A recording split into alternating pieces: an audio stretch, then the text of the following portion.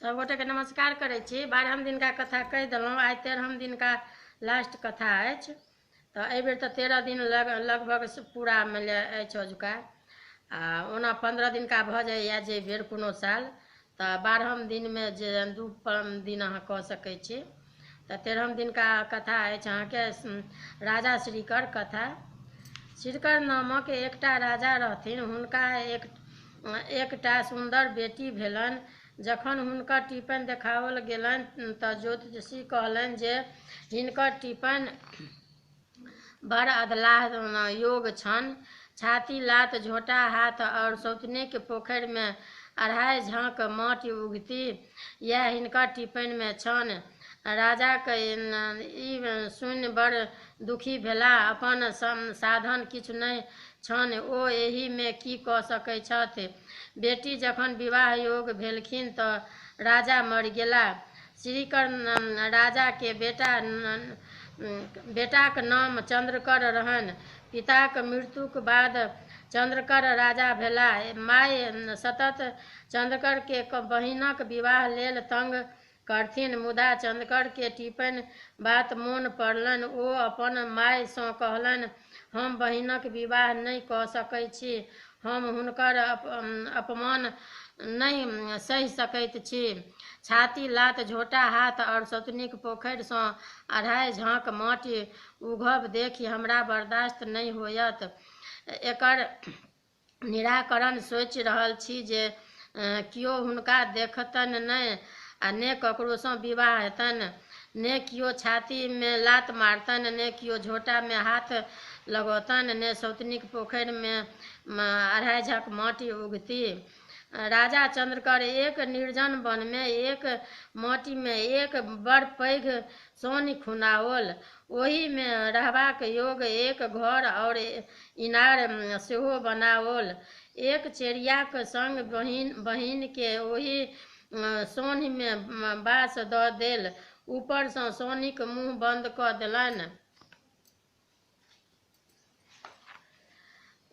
देल।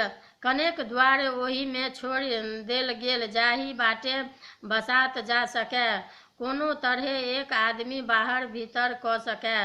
राजकुमारी अबला छलीह, हुनका भाइयक बातक मानऽ पड़लनि।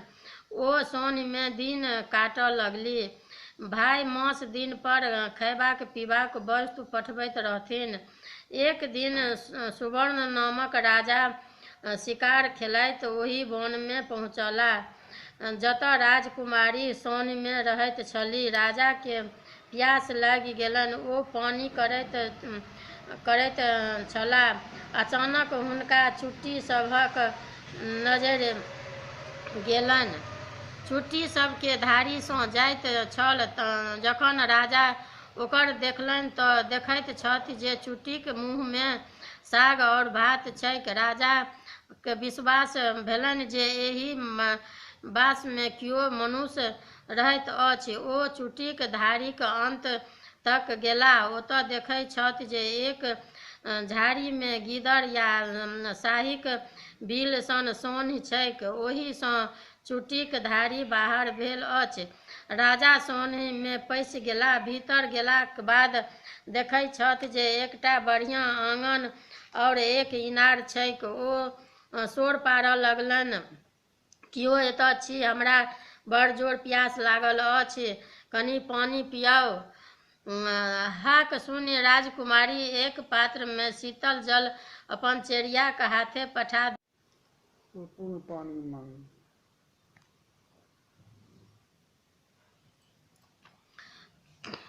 ओ पूर्ण पानी मांगि पीलनि।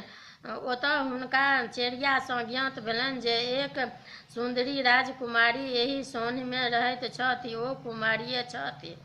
ओहि राति राजा ओतऽ रहि गेलाह और राजकुमारी सुंदरताक देखि राजकुमारी मोहित भऽ गेलीह। ओ राजकुमारी सँ विवाह कऽ लेलनि। ओ सुख विलास करैत किछु दिनक ओतऽ बितेलाह। राजा अपन राजधानी घुरबाक विचार करऽ लगलाह। राजकुमारी कहलनि, जाइ छी तऽ जाउ, मुदा ई बात मोन राखब जे साओन शुद्धि तृतीयाक मधुश्रावणी पाबनि होइत अछि। ओहि दिन नव विवाहिता कन्या पाबनि करैत अछि। ओहि दिन कन्या सब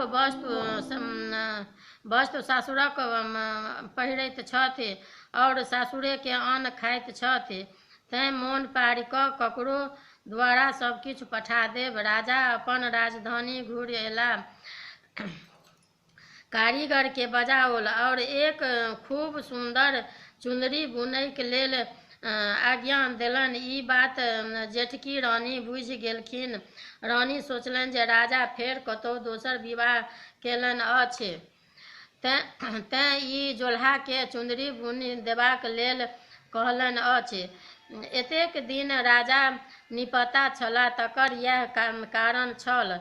रानी चुपचाप जोल्हाके बजबाओल और कहलक जे तोँ ओहि चुंदरीमे छाती लात झोटा हाथ लिखि दहिन और ओकरा तेना कऽ चोपेट दिहनि जे किओ नहि बुझैक, राजा के एकर खबर नहि होइन। यदि तू हमर कहल अनुसार करमे तऽ तोरा डाला भरि सोन इनाममे देबौ। जोल्हा आमदनीक बात सुनि बात मानि लेल। पूर्व समयमे राजा सब चिड़ै चुनमुनी पोसैत छलाह। ओकरा सबके प्रशिक्षित कऽ गुप्त काज करैत छलाह। राजा सुवर्णक सेहो एकटा कौआ छलनि। राजा चुंदरी एकटा बाँसक चोंगामे दऽ ओकर मुँह बंद कऽ देलनि और मधुश्रावणीसँ एक दिन पूर्व कौआके देलखिन और नव कन्याक पता बुझा देबाक आदेश देलनि। कौआ चालाक रहितौ छल तऽ कौए बाटमे एकटा कुम्हराक ओतऽ भोज रहैक, ओतऽ ओ चोंगा राखि कऽ ऐंठ कुइठ खाय लागल। चोंगा ओतहि बिसरि गेल। मधुश्रावणी दिन राजकुमारी सासुरसँ कोनो वस्तु नहि अयलनि। ओ तमसा कऽ उजरा फूल और उजरा चाननसँ गौरी पूजा केलनि और कल जोड़ि कऽ वर मंगलनि जे जहिया हमरा राजासँ भेंट होयत तऽ हम बौक भऽ जाय। राजकुमारी भाई चंद्रके जखन पता लगलनि जे हुनकर बहिन विवाह कऽ लेलखिन तऽ ओ तमसा कऽ खर्चा पठेनाइ बंद कऽ देलनि। खर्चा बंद भेलासँ राजकुमारीके साँझक साँझ उपास पड़ऽ लगलनि। चेरियाके राजकुमारी कष्ट नहि देखल जानि लग पासमे एकटा पोखरि खुनैत छल। ओहिमे माटि उघब काज करऽ लगली। साँझमे बोनि आनि दुनू गोटे उपास तोड़लनि। ई काज चेरिया नित दिन करऽ लगली। ओहि बोनिसँ दुनू गोटेक गुजर नहि होनि।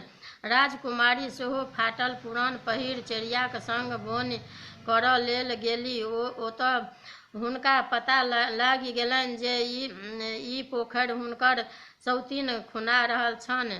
ई बुझैत हुनका टिपन बात मोन पड़लनि। ओ सोचलनि, लिखल के किओ नहि मेट सकैत अछि। जखन ओ पथियामे माटि उठेलनि और भारी लगलनि तऽ कहि उठली, सिरकर सिर चढ़ाओल चंद्रकर देल बनवास, राजा स्वर्ण बनहि बियाहलन, लिखल नहीं प्रकार। सब जन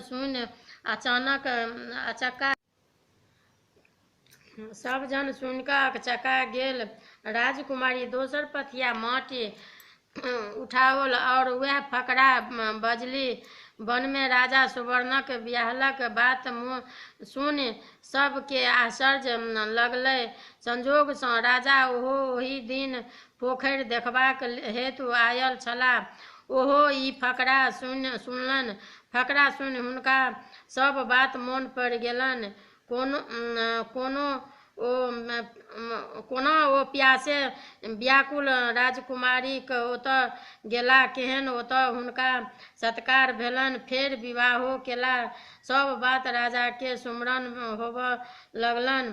तकर बाद ओ अपन राजधानी आबि गेला। राजकुमारीके बिसरि गेला। राजाके लाज और तखन राजाके एहि बातक दुख होनि जे बजैत किएक नहि छथि। चेरियासँ पुछलाक पर ओ कहलक मधुश्रावणी दिन अपने पाबनि हेतु किछु नहि पठेलियनि। ओहि तामससँ राजकुमारी उजरा फूल और उजरा चाननसँ गौरीक पूजा कऽ लेलनि और गौरीसँ वरदान मांगलनि जे एहन हमरा राजासँ भेंट हुए तऽ हम बौक भऽ जाय। तेँ ओ नहि बाजैत छथि। राजा जहन सब बात सुनलनि तऽ दुखक अंत नहि रहलनि। ओ कौआ के बजा चोंगाक खोज करऽ लगलनि। कौआ के ई बात ध्यानसँ उतरि गेल रहैक। खोज करिते ओकरा कुम्हारक ओहिठामक बात मोन पड़ि गेलैक।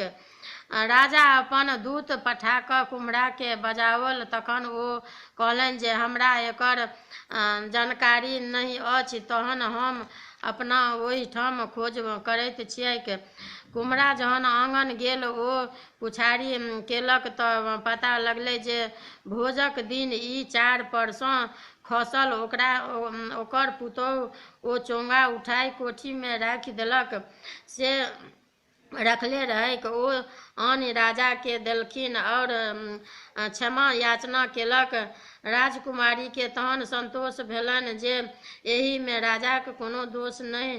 कौआक चंचलतासँ ई सब फसाद भेल। चोंगा आनि जखन राजा देखलनि तहन सब वस्तु ओहिना सलामत छल। चोंगासँ पटोर निकाललनि तहन देखै छथि जे ओहिमे लिखल अछि छाती लात और झोटा हाथ।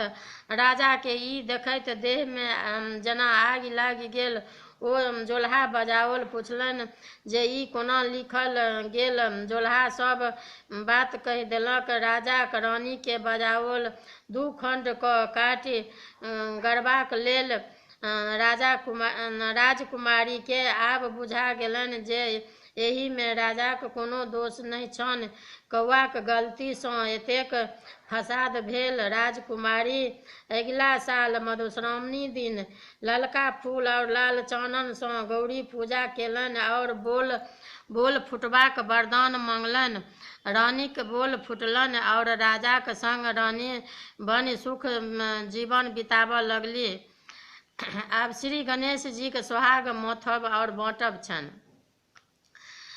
मधुश्रावणी दिन गणेश जी गौरीसँ कहलखिन, माय आइ हम मधुश्रावणी अछि, हम सोहाग मथब और माथब आ जे मांगत तकरा सबके देब। गौरी कहलनि, अवश्य माथू और जाहि वस्तुक प्रयोजन होयत से कहू, हम ओरियान कऽ देब। गणेश जी कहलनि, हमरा धान धौनी काठक तामा नीम या आमक काठी चाही। गौरी गणेश जी के सब वस्तु ओरियान कऽ देलनि। गणेश जी सोहाग माथऽ लगलनि और बाँटऽ लगला। प्रथम एक धोबिन आयल और सोहाग मांगलक। गणेश जी ओकरा सोहाग देलखिन और कहलखिन, अहाँक धोबी नुआ वस्त्र धोता, भट्ठी लगौता, भरि दिन परिश्रम करता और साँझ कऽ घर औता, ताहिसँ अहाँक सोहाग बढ़त। तकरा बाद एक कैथिन सोहाग मांगऽ अयली। गणेश जी हुनको सोहाग देलनि और कहलनि, अहाँक देवान जी भरि दिन लिखा पढ़ी करता और साँझ कऽ घर औता और अपने सिक्की मौनी चिरब बुनब और खोपाक विन्यास करब, ताहिसँ अहाँक सोहाग बढ़त। तकरा बाद एक मालिन आयल। गणेश जी ओकरो सोहाग देलखिन और कहलखिन, अहाँक मलाह माछ मारता, बेचता, जाल बुनता और टापी बनौता, अहाँक देह मछैन महकत, ताहिसँ अहाँक सोहाग बढ़त। तखन एक मालिन अयली। गणेश जी ओकरो सोहाग देलनि और कहलनि, अहाँक माली भरि दिन फूल तोड़ता और साँझ खन माला गाँथी अपन ग्राहक घर पहुँचेता, ताहिसँ अहाँक सोहाग बढ़त। तकर बाद एक गुआरनी आयल। गणेश जी ओकरो सोहाग देलखिन आ कहलनि, अहाँक गुआर भरि दिन गाय महीष चरौता, साँझ भोर दूध दुहता, अहाँ दही पौरब, घी माथब, दूध दही बेचब, अहाँक देह फोकरनि महकत, ताहिसँ अहाँक सोहाग बढ़त। तखन बनियानि सेहो सोहाग माँगऽ एली। गणेश जी ओकरो सोहाग देलखिन, कहलनि अहाँक बनियाँ तराजू बटखारा धोता, भरि दिन सौदा बेचता, अहाँ हुनका मदति करबनि, अन्न सबके फटक झाड़ि कऽ, ताहिसँ अहाँक सोहाग बढ़त। सबसँ पाछू ब्राह्मणी एलखिन, ओहो गणेश जीसँ सोहाग मङ्गलनि। गणेश जी हुनको सोहाग देलखिन आओर कहलनि अहाँक ब्राह्मण पूजा पाठ करता, वेद पुराण अपनो पढ़ता और विद्यार्थियों सबके पढ़ौता, अहाँ जनेऊ काटब, घर आँगन पवित्रसँ राखब और पवित्रसँ भानस भात करब, ताहिसँ अहाँक सोहाग बढ़त। एही प्रकारे सब एली। गणेश जी सबके सोहाग बँटलनि और सबके अपन अपन जातिक उपदेश देलनि। सब किओ प्रसन्न भऽ अपन अपन घर गेली। समाप्त भऽ गेल। 13 दिनका कथा भऽ गेल। आब लास्ट